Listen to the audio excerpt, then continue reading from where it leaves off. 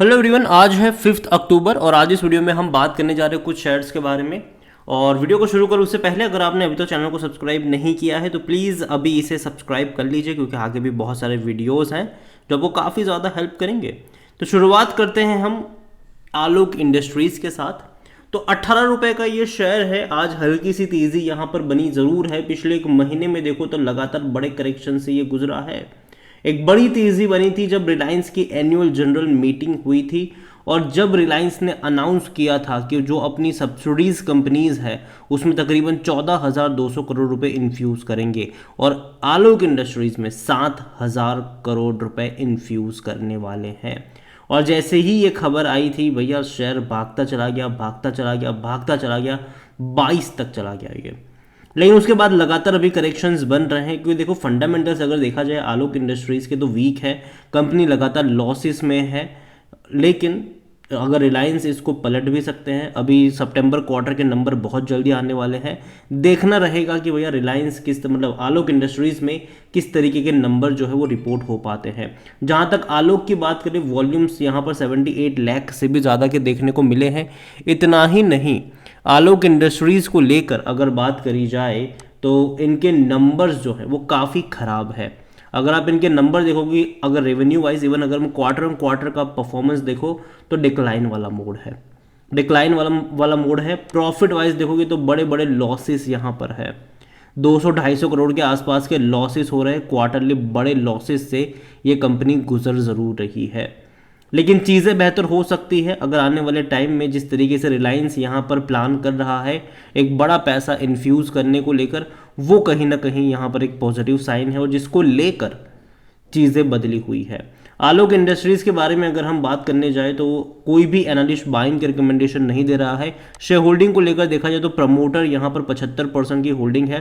जो प्रमोटर है उसमें रिलायंस इंडस्ट्रीज़ जो है वो 40% की होल्डिंग रखती है। जेएम फाइनेंशियल 35%, लेकिन जो जेएम फाइनेंशियल है वो भी भैया रिलायंस के का ही पार्ट कह लो आप यहाँ पर।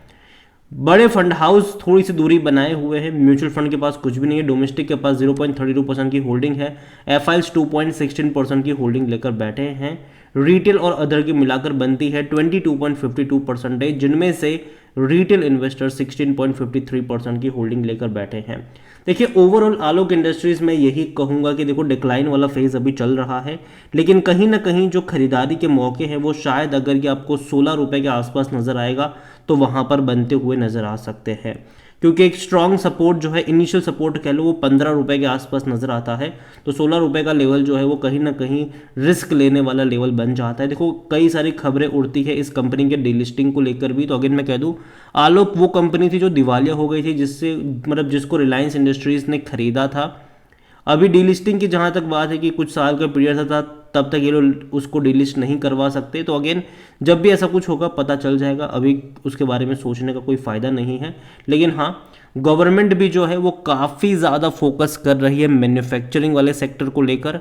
गवर्नमेंट ने खास करके टेक्सटाइल इंडस्ट्रीज़ के लिए तकरीबन 15,000 करोड़ रुपए का इंसेंटिव का प्रावधान रखा हुआ है। हालांकि आलोक अभी भी उसका पार्ट नहीं है, लेकिन धीरे धीरे अगर चीज़ें बदलेगी, आलोक की भी जब प्रोडक्शन में बड़ी तेज़ी आएगी तो कहीं ना कहीं गवर्नमेंट से भी बड़ा जो सपोर्ट है, हेल्प है, वो इनको मिलने के चांसेस बढ़ जाते हैं।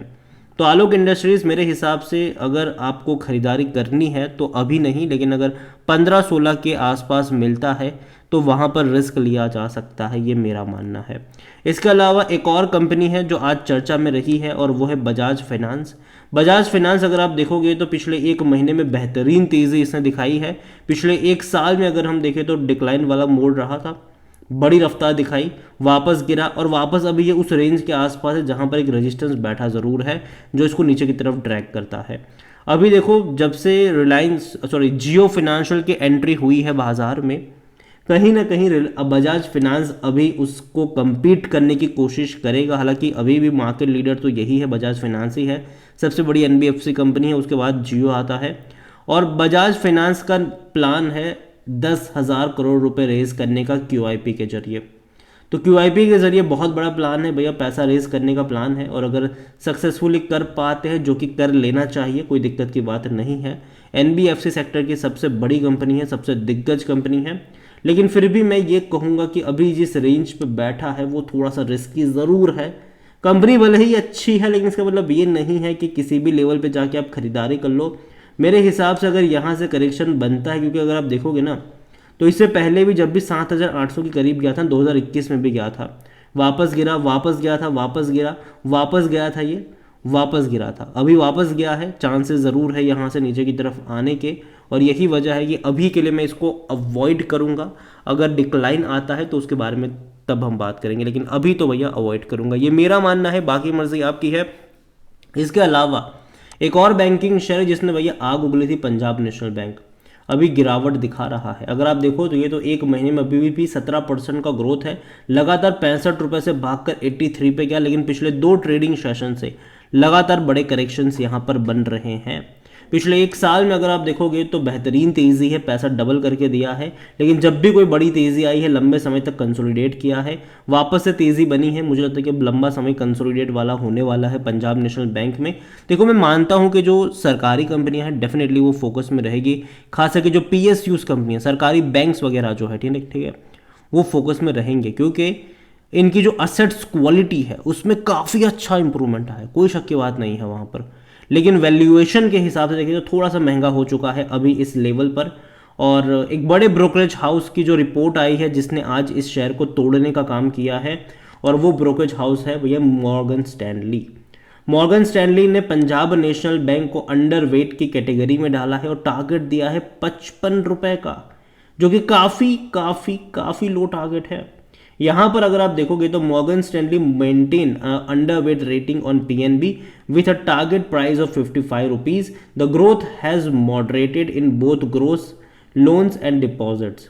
यहाँ पर डोमेस्टिक लोन अगर आप देखोगे तो 14% के ईयर ऑन ईयर बेसिस से ग्रो करा है, जबकि 15% के ईयर ऑन ईयर बेसिस से लास्ट क्वार्टर के मुकाबले। तो देखा जाए तो मॉडरेट ग्रोथ है ये, और जिसके चलते मॉर्गन स्टैनली ने ये चीज़ अपनी कमेंट्री में बताई हुई है। देखिए, ओवरऑल मैं यही कहूँगा कि पंजाब नेशनल बैंक खराब नहीं है, लेकिन हाँ जिस रेंज पर है वो थोड़ा सा महंगा ज़रूर है, लेकिन हाँ 55 पे नहीं जाने वाला है, ठीक है, 55 नहीं जाने वाले। मुझे लगता है कि अगर ये जाकर भी 60-65 के करीब जा सकता है, और जो खरीदारी के जो मूव है यहाँ पर वो 65 से 70 रुपये के आसपास इनिशियल बाइंग के, बाय ऑन डिप्स के जो मौके कह लो वहाँ पर, वो 65 से 70 रुपये के आसपास अगर जाएगा तो वहाँ से बाय ऑन डिप्स के जो मौके हैं वो बनना शुरू हो जाएंगे। अगेन बाय ऑन डिप्स का मतलब यह है कि थोड़ी सी क्वांटिटी ऐड करो, उसके बाद हर 10-15% के डिक्लाइन पर धीरे धीरे ऐड करते चले जाओ। कुछ लोग पता है क्या करते हैं, 2-3 रुपये गिरता है खरीदारी करने लग जाते हैं, एवरेज करने लग जाते हैं, तो वो मत करो। 10-12% के डिक्लाइन पे धीरे धीरे ऐड करने के मौके ढूंढने चाहिए, ना कि बहुत सारा पैसा एक साथ। अभी देखो, मैं मानता हूँ कि बाजार थोड़ा बहुत अप्स एंड डाउन्स हो रहा है, लेकिन फिर भी मुझे लगता है कि जो फेस्टिवल सीज़न अभी हाल फिलहाल में है उसका फ़ायदा मिलेगा, और धीरे धीरे ही सही लेकिन रफ्तार यहाँ पर लौटती हुई नज़र आएगी। हालांकि सभी में नहीं आएगी, कुछ कुछ ऑलरेडी बहुत ज़्यादा भाग चुके हैं, तो वहाँ पर करेक्शन चल रहा है। और जहाँ तक बात करें पंजाब नेशनल बैंक की, तो जैसे कि मैंने कहा कि आपकी नज़र होनी चाहिए यहाँ पर 65 से 70 रुपये के आसपास बाय ऑन डिप्स के मौके के साथ। आलोक इंडस्ट्रीज़ भी 15 से 16 रुपये के आसपास आपकी नज़र होनी चाहिए। कंपनियाँ खराब, हालांकि आलोक तो फंडामेंटली ख़राब है, यहाँ पर बस यही चीज़ है जो इसको बचा सकती है, वो ये है कि अंबानी का हाथ है इसके ऊपर, ठीक है, वो एक पॉजिटिव चीज़ है, बाकी और कुछ मुझे यहाँ पर लगता नहीं है। तो वीडियो को यहीं पे एंड करूंगा। पसंद आया हो तो लाइक करें, शेयर करें, चैनल वगैरह पहले बार आए तो प्लीज़ सब्सक्राइब करें, और आलोक इंडस्ट्रीज़ के बारे में आप क्या सोचते हैं वो भी आप मुझे कमेंट में लिख के बता सकते हैं। Thank you.